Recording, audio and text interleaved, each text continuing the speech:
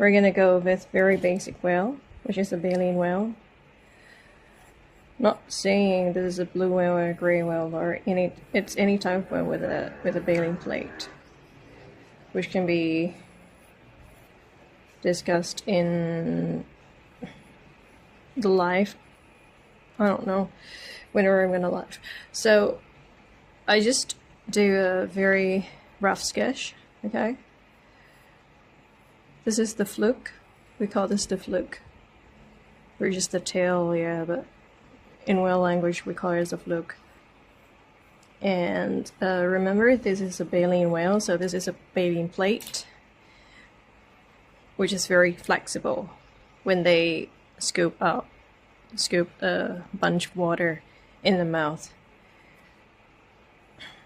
And they're gonna spit the water out, and they're just gonna eat all the planktons and all the small animals in the water.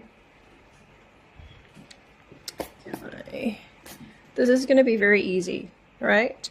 Okay, we might have another fin here. The eyes of the whale is around here. Very small eyes, but very lively. So we're gonna paint on some colors, right? No, this is not my favorite brush. This one here. My color palette is a bit dirty, but excuse me for that. We're gonna start with untraditional colors. I mean, whale doesn't have to be blue, whale doesn't have to be, you know, I'm just gonna paint a purple whale. Let's go for purple.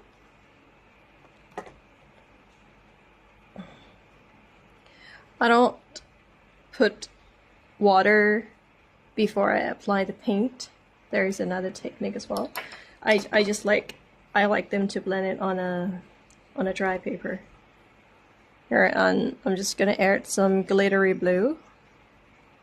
This is Daniel Smith, very expensive and very glittery.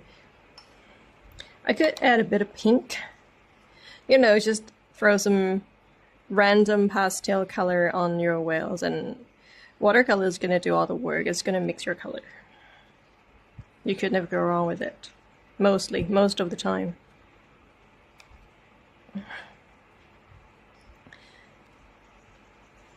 Maybe I'm just gonna get more blue. Yes, blue here. And a little purple.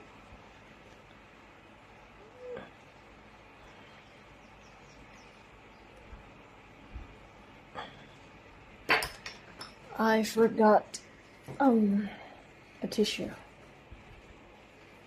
Yeah, just have to draw this part here. Yeah, what do you think of that?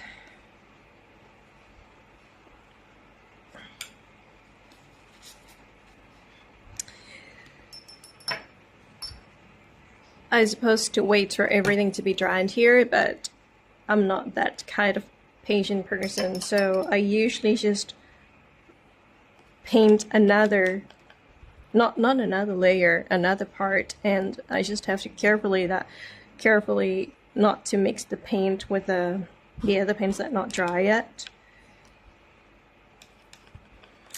I ran out of brown, which I was gonna use, so I'm just gonna pick like a very random colors. I try to make it kind of nude tones and kind of brown, because I'm gonna paint this baleen plate here.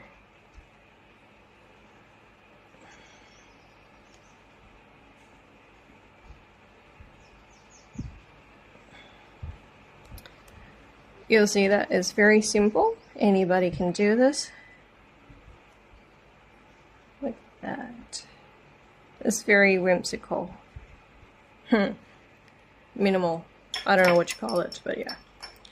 I'm just gonna add a little bit of pink here. You see that this color is kind of blended here. The blue leaked out to the brown, which is not supposed to be happening, but as you know, that I just mentioned that I don't like to wait, which is a bad habit for watercolor painting. There we go. I guess we just have to wait a bit more now. I'm just gonna add this a bit more. Oops.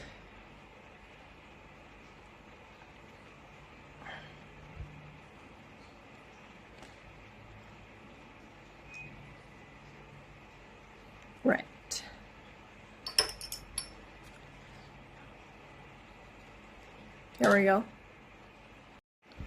We're gonna add some eyes here. Not some eyes, an eye.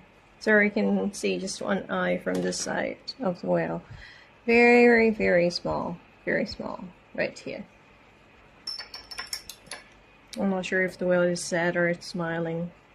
Look a bit sad, isn't it? I'm just gonna add a little line here. A line for a baling plate. Just very light lines, you know. There we go.